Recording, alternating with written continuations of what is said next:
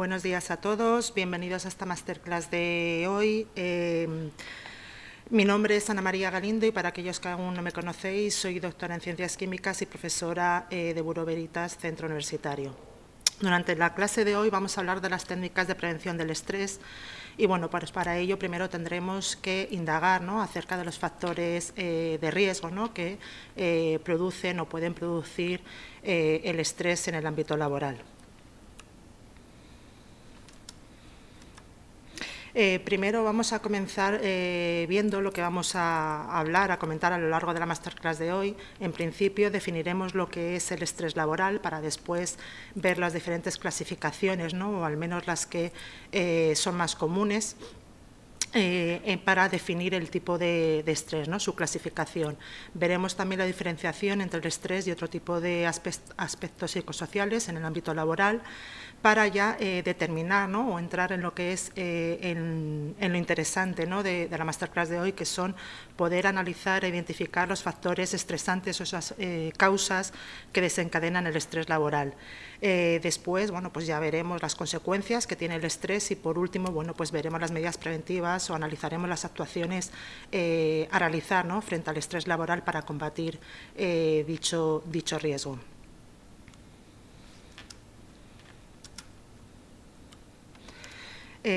Dentro de los riesgos psicosociales, el más conocido o el de mayor impacto, ¿no?, sobre todo en el último siglo, dado por su elevada incidencia y frecuencia, es el estrés laboral.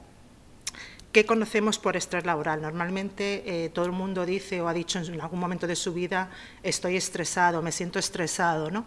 Pero realmente podemos hablar en esos términos de estrés o lo utilizamos como empleándolo, ¿no?, por otros estados de ánimo como pueda ser la ansiedad o otro tipo de patologías. Bueno, pues el estrés laboral, aunque no hay una única definición, ¿no?, son muchas las definiciones que existen sobre el estrés. Bueno, la más común o la más sencilla, digamos, de entender es la que nos lo define como un desequilibrio, el desequilibrio percibido, ¿no?, entre las demandas profesionales y la capacidad de la persona para llevarlas a cabo.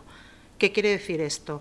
Es ese desajuste, ¿no?, todo siempre hablando, ¿no?, en el ámbito laboral, ese desajuste de lo que el trabajador percibe o cree que se le pide, ¿no?, es decir, la demanda profesional en su ámbito de trabajo y la capacidad de respuesta que tiene esa persona para llevarla a cabo.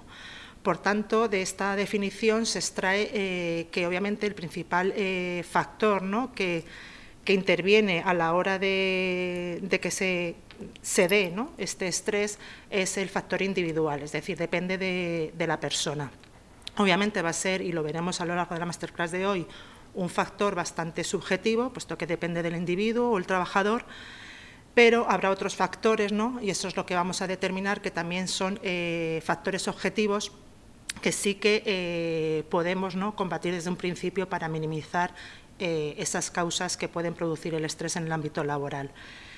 Normalmente, bueno, pues o siempre se ha hablado de estrés, ¿no?, y lo hemos asociado al ámbito familiar o al ámbito social, ¿no?, pero hasta hace pocas décadas, ¿no?, por eso decía que en este último siglo, ¿no?, es cuando se le está dando más importancia y es conocida como una de las enfermedades emergentes, ¿no?, al estrés laboral. Se le da importancia también porque se ha podido comprobar, ¿no?, que lo que es el estrés producido por el ámbito laboral es igualmente determinante, ¿no?, y no solamente se puede o debe producirse, ¿no?, en el ámbito familiar.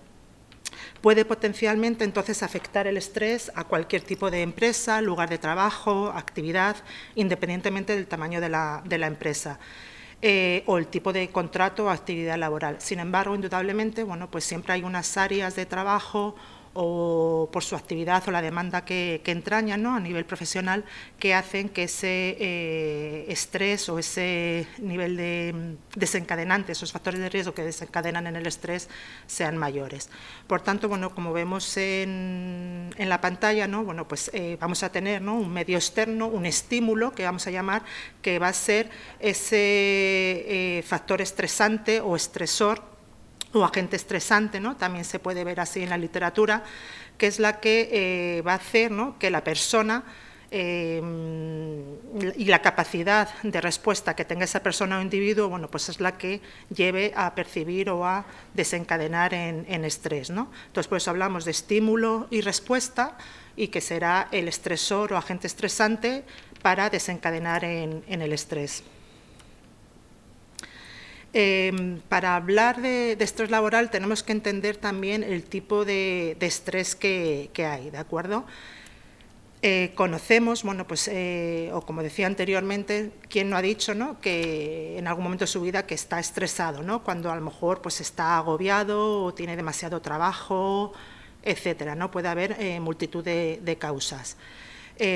Bueno, pues en función de la duración, por ejemplo, podemos definir el estrés como el estrés agudo o el estrés crónico. Estas son, junto con el tipo de clasificación que vamos a ver a continuación, las dos más usadas, ¿de acuerdo? Pero, al igual que no hay una única definición de estrés, tampoco hay una única clasificación de tipos, ¿no?, de estrés laboral. Por tanto, bueno, por reiterar que las que vamos a ver aquí son las más comunes, pero no son las únicas, ¿de acuerdo? El estrés agudo, bueno, pues como es la clasificación en función de la duración, bueno, pues el estrés agudo está limitado en el tiempo, ¿no? Es algo temporal. Es la forma de estrés más común y surge de las exigencias de esas demandas y presiones laborales. En pequeñas dosis, pues suele ser hasta bueno, ¿no? De hecho, es bueno, es un estrés positivo, porque puede ser emocionante, es lo que nos provoca esa adrenalina, ¿no? Nos hace o nos motiva en un principio, pues, por ejemplo, a superarnos, a lograr el éxito, etcétera. Pues, dependiendo de las características del individuo, bueno, pues nos puede ayudar, ¿no?, a que ese estrés, ese poquito, ¿no?, de estrés, bueno, pues nos venga bien en un principio. Pero ya digo que en exposiciones moderadas, ¿no? Cuando ya ese estrés agudo, ¿no?, limitado en el tiempo, bueno, pues ya está en mayores dosis, ¿no?, y puede llegar a ser demasiado intenso, pues puede resultar agotador, ¿no? Luego, por otra parte, bueno, pues tenemos el estrés crónico, que es cuando ya ese estrés agudo, ¿no?, se produce en un periodo prolongado de tiempo, ya no es algo limitado en el tiempo. Ocurre de manera recurrente, no tiene por qué aparecer o ser necesariamente intenso, pero sí exige una adaptación constante, ¿no?, estar en un estado permanente de alerta por parte del trabajador. Entonces, si bien el estrés agudo puede ser emocionante y fascinante en un principio, ¿de acuerdo?, y poder ser superado, ¿no?, pues el estrés crónico resulta agotador e incluso pues, nos va minando poco a poco lo que es día tras día, año tras año, ¿no? Incluso bueno, pues destruyendo lo que es a nivel, ¿no?, o percibiendo esos desajustes a nivel tanto mental como físico, incluso llegando a perder en los peores de los casos la vida, ¿no?, en la parte peor, ¿no?, del estrés crónico.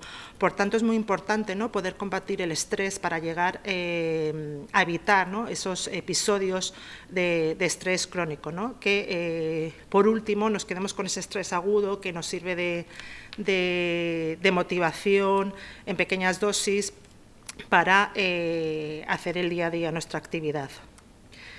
También la siguiente clasificación que quiero ofrecerles, bueno, pues es en función del efecto que produce en la persona, ¿no? Mucha literatura se pueden observar, ¿no?, que hay diferentes definiciones de estrés o conceptos de estrés y lo denominan eustrés o distrés. Bueno, pues el concepto de eustrés simplemente es ese estrés positivo del que hablaba antes, ¿no?, que en pequeñas dosis puede ser fascinante, pero que no, en este caso, ¿no?, y a diferencia de la anterior clasificación, no llega a producir ningún tipo de desajuste, ¿no?, entre el trabajador y las condiciones de trabajo, ¿no? Mientras que el distrés sería lo que conoceríamos como estrés negativo y supone, bueno, pues además de esos efectos negativos para el bienestar del trabajador, sí que se produce, ¿no?, un desajuste entre el trabajador y sus condiciones de trabajo, ¿no?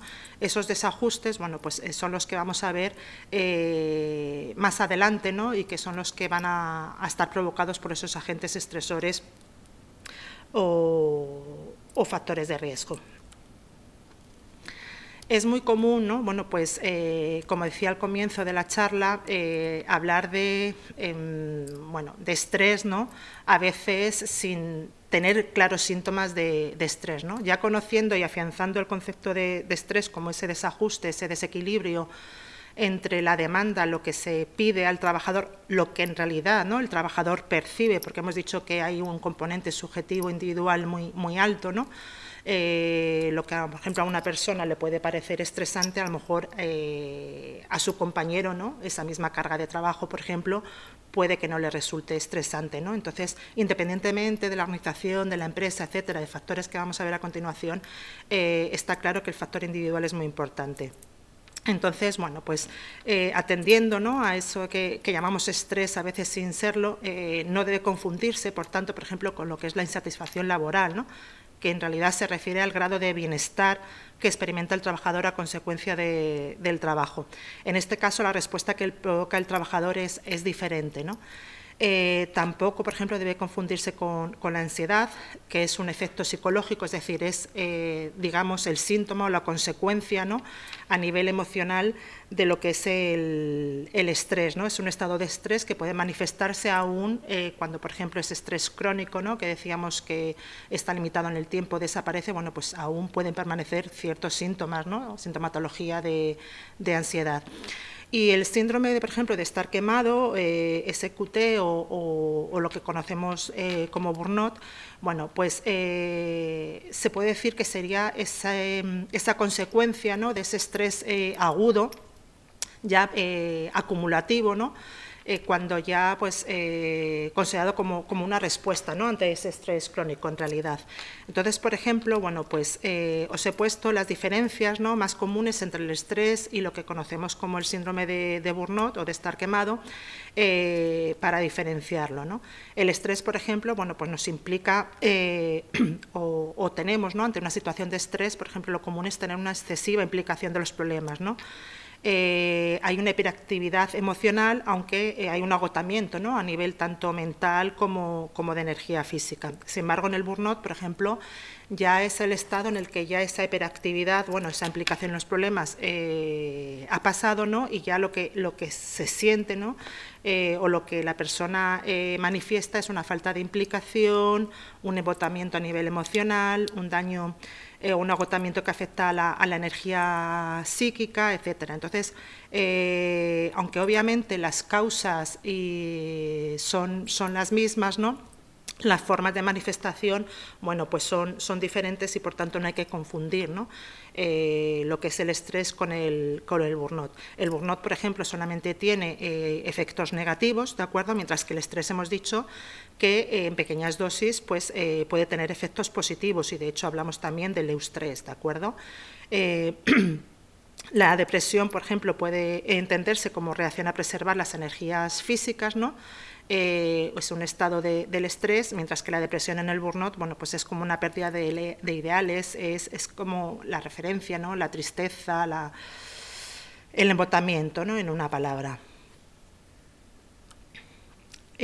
Pues bien, una vez ya que hemos, como decíamos, hemos afianzado ese concepto de estrés y lo hemos diferenciado de otros conceptos, ¿no?, que en un principio nos pueden equivocar o confundir, ¿no?, pensando que estamos ante una situación de estrés, bueno, pues podemos pasar, ¿no?, ya en base a ello a los factores de riesgo estresantes o estresores que decíamos que en realidad son las causas del estrés laboral. Obviamente, dado que podemos atender a factores tanto subjetivos a nivel individual como a factores de la empresa y de la organización, va a haber una gran variedad, ¿no?, de factores que pueden causar estrés en el ámbito laboral. Cualquier estímulo, como decía al principio, ¿no?, que a una persona le pueda afectar, a otra no, bueno, pues eso hace, ¿no?, que haya una gran variedad de factores que haya que tener en cuenta, ¿no? Entonces, a nivel, es imposible, ¿no?, hacer un listado a nivel exhaustivo, pero sí que podemos tener ciertos o atender, ¿no?, hacer esa clasificación de los riesgos atendiendo pues, a esos criterios que vengo, ¿no?, mencionando, como son los criterios objetivos, que vamos a denominar también colectivos, que son tanto de la empresa como de la forma de organización de la misma, y que son relativos a las características o demanda del trabajo, esa parte inicial, ¿no?, que puede hacer o percibir al trabajador una demanda, ¿no?, excesiva que le cause el estrés, y entonces en ese aspecto, bueno, pues tendremos que tener en cuenta el contenido, ¿no?, las características de la tarea, la organización, la forma de organización de la propia tarea y de la empresa en general, por supuesto, y luego también es muy importante el ambiente físico, los aspectos físicos o material de trabajo. Eso por una parte, ¿no?, sería como el primer gran bloque, ¿no? En este bloque, bueno, tanto el contenido de las tareas como la forma de organización, bueno, pues a veces se solapan, ¿no? Es difícil separar en qué ámbito, ¿no?, o cómo determinar, ¿no?, si ese factor de riesgo atiende al contenido de la tarea o a la propia organización, ¿no? Pero en ambos casos, bueno, pues son factores de riesgo estresantes importantes a tener en cuenta. Y luego el otro gran bloque sería las condiciones subjetivas o psicosociales, ¿no?, psicológicas del trabajador, ¿no?, según la percepción de esa persona ante la capacidad que tenga para hacerlas frente, ¿no? En este caso, bueno, estos factores estresantes subjetivos, bueno, pues están influidos por la característica de la persona y por las relaciones interpersonales. En cuanto a los factores objetivos o colectivos, ¿no?, que no son meramente específicos del individuo, del trabajador, bueno, pues como decía, por una parte está el contenido y las características de las tareas.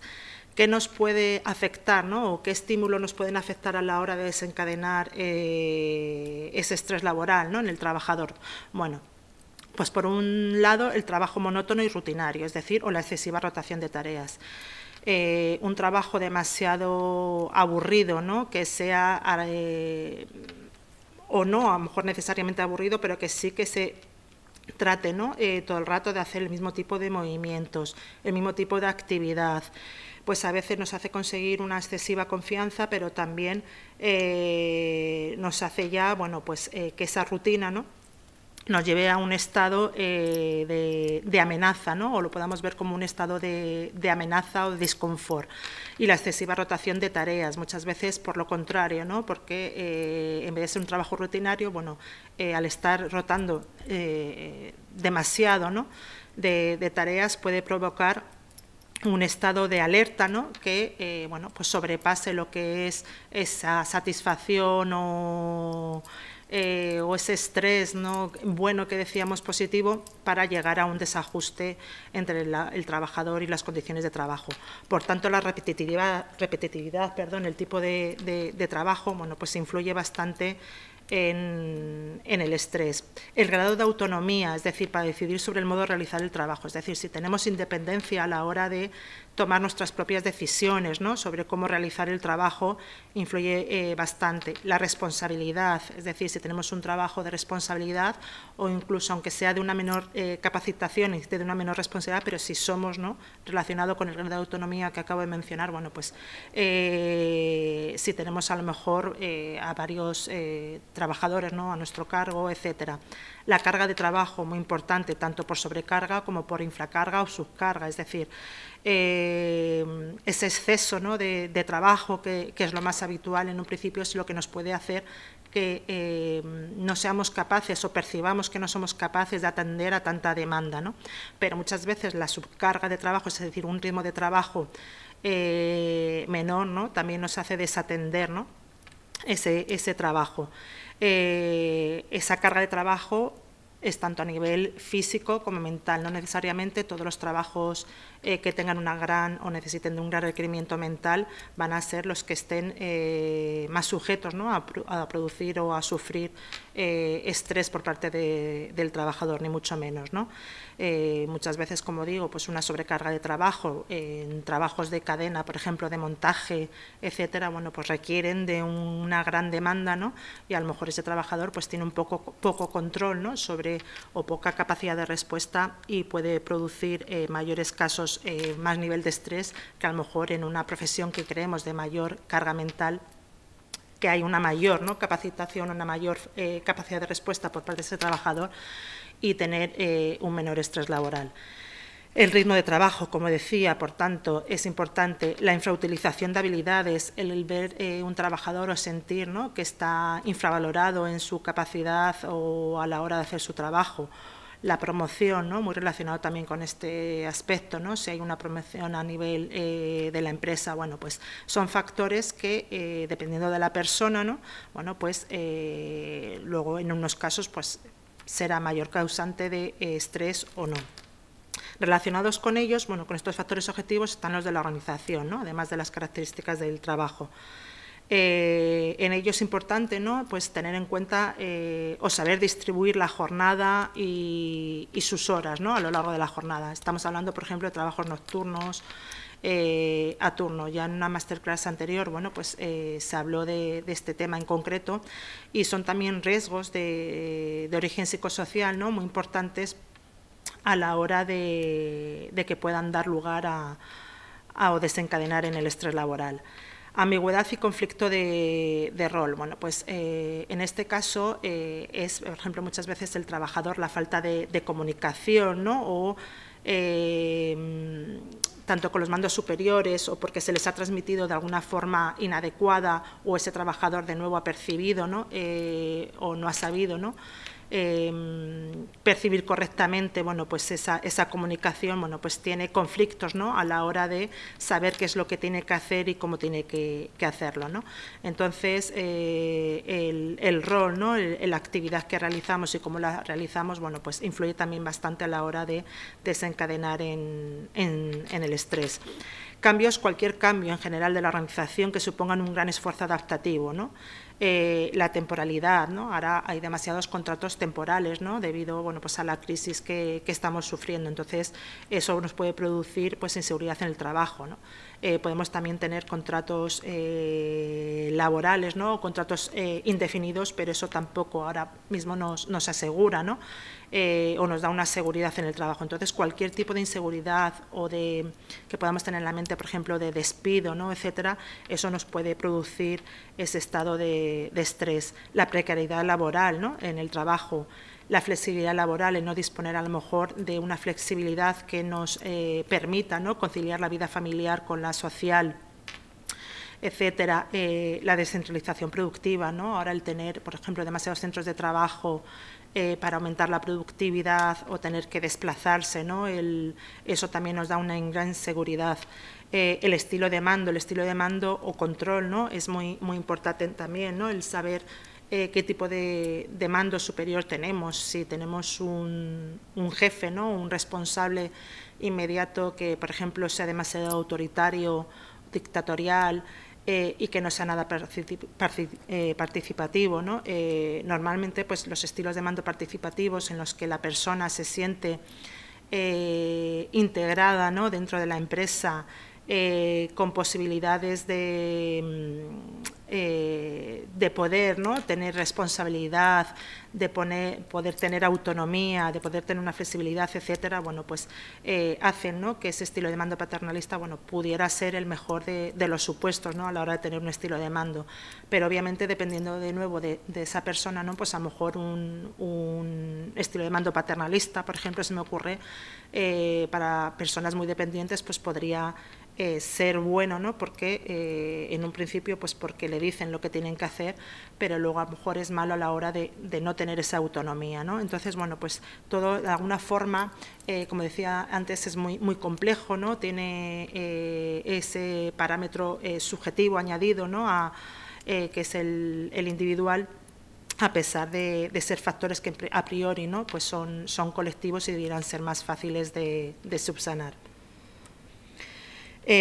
Los últimos factores de riesgo o factores estresantes, ¿no? A tener en cuenta en la empresa y en su organización son los relacionados con el ambiente físico. Estos quizás sean los menos conocidos, ¿no? Los que menos en cuenta se tengan, pero impiden, ¿no?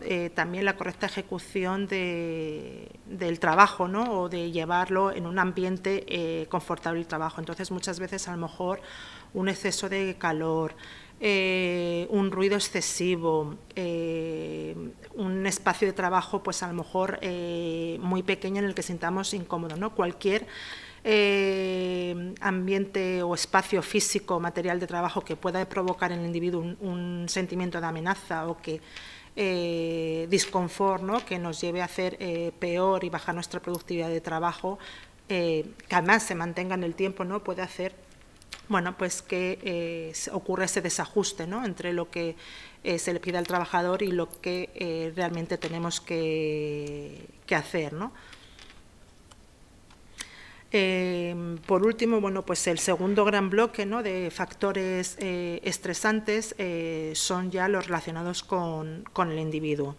Estos, a pesar de ser más subjetivos, bueno, pues de alguna forma luego veremos que pueden ser, ¿no?, a la vez más fáciles, ¿no?, de modificar, pues como unas recomendaciones o unas técnicas preventivas generales muy lógicas, ¿no?, y muy sencillas, pero que muchas veces pasamos por alto. Entonces, entre esos factores, bueno, pues están las características de la persona.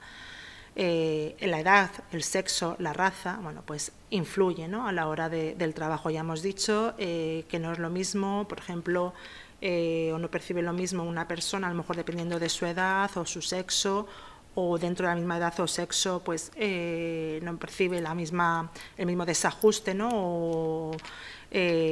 o no sabe, no tiene la misma capacidad de respuesta a la hora de ejecutar las tareas, ¿no? La formación, la capacitación de la persona, la experiencia laboral, ¿no?, la capacidad tanto intelectual como física, bueno, pues son otras de las características de la persona que influyen. El estilo de vida, los consumos sociales, es decir, el hábito de vida, si esa persona, bueno, pues tiene adicciones, hace ejercicio con frecuencia, etcétera, es decir, la condición física, la personalidad, ¿no?, muy importante, es decir, si esa persona, y ya hemos adelantado algo en el anterior tipo de factores, es una persona dependiente, ¿no?, que a lo mejor necesita de un estilo de mando en un principio paternalista, frente a otra, porque a lo mejor que es introvertida o es demasiado rígida, ¿no? Por ejemplo, las personas que son muy introvertidas, pues ante ciertos tipos de cambios, ¿no?, a nivel organizacional no sabe adaptarse tan fácilmente. Una persona rígida, a lo mejor, bueno, pues también le es más difícil adecuarse a cualquier tipo de cambios, ¿no? Por eso vemos que, aunque estos factores son subjetivos y los anteriormente hablados, que en un principio son objetivos, ¿no?, debieran poder manejarse o modificarse más fácilmente, ¿no?, vemos que muchas veces es más difícil, ¿no?, poder modificar desde un principio en cuanto a organización, porque luego depende del tipo de persona, de cada trabajador que tenga en su organización. Las aspiraciones, expectativas de la persona, ¿no?, el afán de logro, de éxito de cada una de las personas que conforman esa empresa. Y luego, por último, y muy importante también, son las relaciones interpersonales. Y como veis, bueno, pues cada uno de estos puntos que vamos hablando, siempre digo, también otro punto importante, ¿ves? Porque son cantidad de factores, incluso hay multitud de ellos que seguramente no haya puesto aquí, y como decía anteriormente, pues es imposible tenerlos todos en cuenta, ¿no?, porque es imposible tener o poner una lista exhaustiva de todos ellos. Pero es muy importante las relaciones interpersonales por la relación, ¿no?, que se establece tanto no solamente en el ámbito laboral con los superiores, sino abstrayéndonos también a las relaciones interpersonales con la familia, ¿no?, en lo que denominamos apoyo social y familiar. Es decir, si nosotros tenemos un mal ambiente en el trabajo, un clima laboral desfavorable, pero tenemos el apoyo de nuestras familias, de nuestros amigos, ¿no?, de nuestro ambiente o entorno social, bueno, pues nos puede ser más fácil, ¿no?, sobrellevar ese estrés, ¿no?, crónico en un principio. Pero si además no contamos con ese apoyo familiar, pues obviamente el desajuste, ¿no?, tanto a nivel emocional, etcétera, que podamos saber entre el trabajador y las condiciones de trabajo van a ser mucho mayores, ¿no? Entonces, muchas veces hemos oído eso de, bueno, pues me traigo de casa los problemas de casa al trabajo.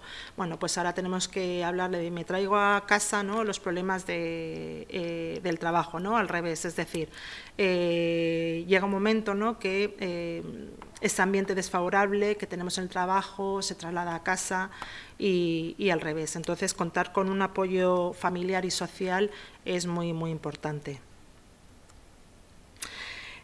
Una vez que hemos hablado ya de esos factores, ¿no?, estresantes, y que obviamente me habré dejado muchos de ellos, ¿no?, no así, es decir, la clasificación, es decir, siempre cualquier otro factor, ¿no?, que no haya mencionado va a estar englobado en uno de estos dos aspectos, o a nivel subjetivo o a nivel objetivo o colectivo de empresa y organización.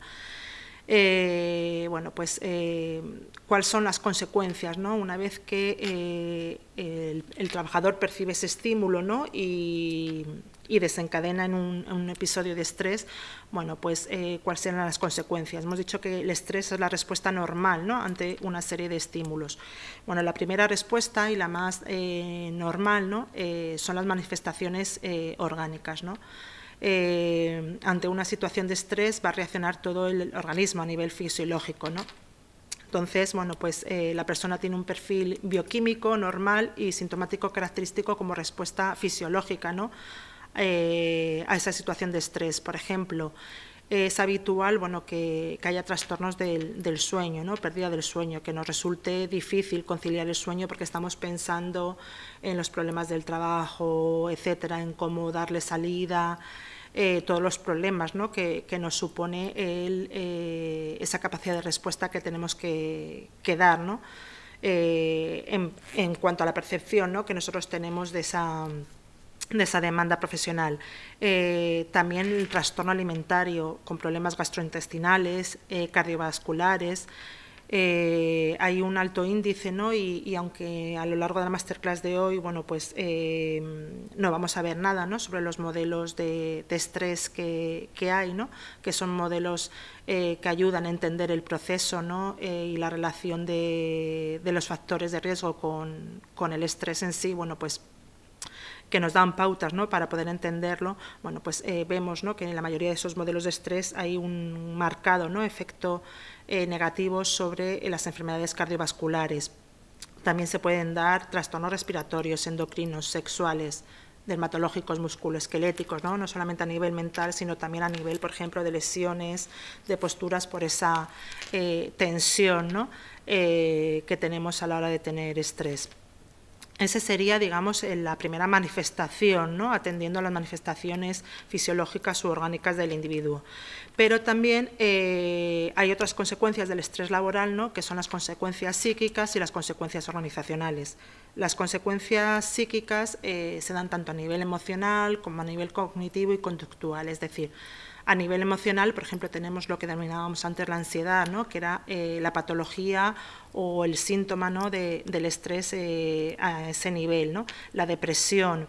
A nivel cognitivo, por ejemplo, pues la falta de memoria, ¿no?, esos olvidos frecuentes de que cuando tienes una sobrecarga, por ejemplo, de trabajo y tienes tantas cosas por hacer, al final llega un momento que se te olvidan otras, ¿no? La falta o el déficit de atención. Y en cuanto al comportamiento o a las consecuencias conductuales, bueno, pues nos referimos, por ejemplo, como consecuencias al aislamiento social, ¿no?, a las adicciones. Obviamente va a haber factores predeterminantes, además, ¿no?, a nivel individual, que haga, bueno, pues que el uso de fármacos, a lo mejor para dormir, no simplemente tener alguna adicción a cualquier otro tipo de droga, ¿no?, sino a unos medicamentos que a lo mejor usamos para poder conciliar el sueño, o a lo mejor para estar en vigilia, ¿no?, si hablamos de trabajos a turnos, etcétera. Bueno, pues a nivel psíquico, ¿no?, tanto a nivel emocional, conductual como cognitivo, bueno, pues vamos a tener una serie de consecuencias. Y luego, por último, estarían las consecuencias, ¿no?, organizacionales. En este caso hablamos de costes económicos, ¿no?, de costes materiales, no de costes personales o a nivel individual. Estos costes económicos pueden ser tanto directos o indirectos para la empresa. Por ejemplo, en cuanto a los directos sería que se supone, ¿no?, se traduce en accidentes de trabajo, en absentismo laboral, en incapacidades laborales, bien temporales o definitivas, ¿no? Y en cuanto a los costes, ¿no?, que puede acarrear los costes económicos sobre la empresa, pero de manera indirecta, bueno, pues es que ese accidente de trabajo, ese absentismo, etcétera, se produce, ¿no?, se traduce en un bajo rendimiento del trabajador por la falta de motivación, en un descenso de la productividad, incluso de la calidad, etcétera. Pues bien, por último, ¿no? y que era el objeto, ¿no? o el título de la masterclass de hoy, cuando hablábamos de las técnicas de prevención del estrés, era saber, ¿no? Cómo atender o cómo actuar ante las situaciones de estrés. Para ello teníamos que conocer el concepto de estrés, ¿no? sin equivocaciones, ajustarnos a su definición laboral, ¿no? pero sobre todo a aprender a conocer los factores que pueden, tanto a nivel de empresa como a nivel individual, causarnos, ¿no? esos síntomas de estrés. Entonces, atendiendo a esos síntomas de estrés, intentándolos combatir, eliminar, ¿no? en la mayoría de los casos, y si no se pueden eliminar porque ya el trabajo en sí supone un riesgo, ¿no? bueno, minimizar en lo máximo posible, bueno, pues vamos a poder actuar, ¿no? simplemente intentando atajar, ¿no? esos factores de riesgo, bueno, pues vamos a actuar frente al estrés. Entonces obliga, ¿no? el estrés obliga a actuar frente a diferentes niveles, ¿no? siendo necesario un enfoque multidisciplinar. Pero obviamente tendremos que atender, ¿no? o enfocar esas actuaciones a esos dos grandes bloques, ¿no? que comentábamos cuando definíamos o clasificábamos los factores estresantes, que eran la empresa y su organización, ¿no? y por otra parte el individuo o trabajador o la persona, ¿no? tanto a nivel general, con esas recomendaciones generales que les voy a dar a continuación, conductual, cognitiva o fisiológico, ¿no? Entonces, bueno, atendiendo a las medidas preventivas de la organización del trabajo, bueno, pues cualquier mejora, ¿no? en las condiciones de trabajo que permitan fomentar la participación del trabajador, que tenga ese grado de autonomía, que tenga esa responsabilidad si tiene ese grado de autonomía, ¿no? que tenga un modelo de mando, un control con un responsable, bueno, pues que no sea excesivamente dictatorial o autoritario, ¿no? que la comunicación y fluidez entre los responsables y el trabajador, es decir, cualquier superior o los compañeros, ¿no? sea buena, ¿no? sea fluida. Bueno, pues cualquier cambio o mejora en esas condiciones, bueno, va a mejorar ese ambiente laboral y, por tanto, no va a producir esos desajustes, ¿no? Esto, como decía, parece fácil hacerlo, ¿no? pero hemos visto que es muy complejo, porque hasta el más mínimo estímulo puede causar un factor de riesgo, ¿no? en el trabajador. Entre ellas, bueno, pues ya hemos hablado, entre esas medidas preventivas es tener un mayor grado de control, eso supone una mayor implicación en la empresa, ¿no? una mayor motivación, quizás tirar, ¿no? de ese estrés, ¿no? Positivo, satisfactorio que decíamos, que nos hace estar motivados, ¿no? que hace que aumente ese rendimiento, esa productividad, y que sobre todo a nivel tanto físico como mental son sanos, ¿no? son normales para el trabajador. La formación, ¿no? las actividades formativas, el que el trabajador tenga la capacidad suficiente como para dar respuesta a toda demanda profesional, es muy importante también. En cuanto a las recomendaciones generales, ya a nivel individual, bueno, pues como decía, parece en un principio que siendo factores subjetivos, ¿no? sean más difíciles de atajar, pero sin embargo, si mejoramos nuestro estado físico haciendo ejercicio o simplemente caminando, ¿no? O bueno, pues en todo el mundo a lo mejor le gusta caminar, pero sí llevando unos hábitos de vida saludable, una dieta equilibrada, por ejemplo, se aconseja, ¿no? y más aquí en España, la dieta equilibrada, la dieta mediterránea, ¿no? Fomentar la distracción y el humor, ¿no?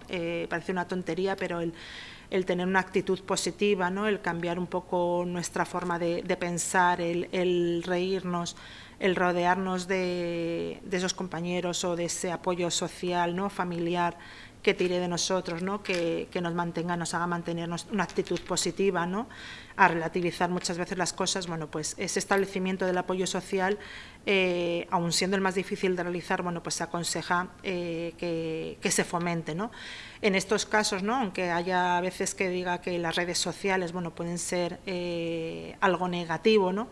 Por ejemplo, también el distraerse, ¿no? el utilizar las redes sociales a veces para tener esas relaciones o fomentar ese apoyo social, bueno, pues en muchos casos se aconseja, ¿no?, su utilización. En cuanto a las recomendaciones o las medidas preventivas a nivel conductual, bueno, pues hay de propiciarse las conductas asertivas, es decir, conductas positivas, ¿no?, destinadas a solucionar los problemas, a lograr el éxito, ¿no? De alguna forma hay que cambiar el pensamiento, ¿no?, el cambiar la forma de pensar, ¿no?, tanto de nosotros como de hacer las cosas, de pensar que no lo vamos a poder lograr. A nivel cognitivo, pues medidas de relajación y de control, ¿no?, a la hora de control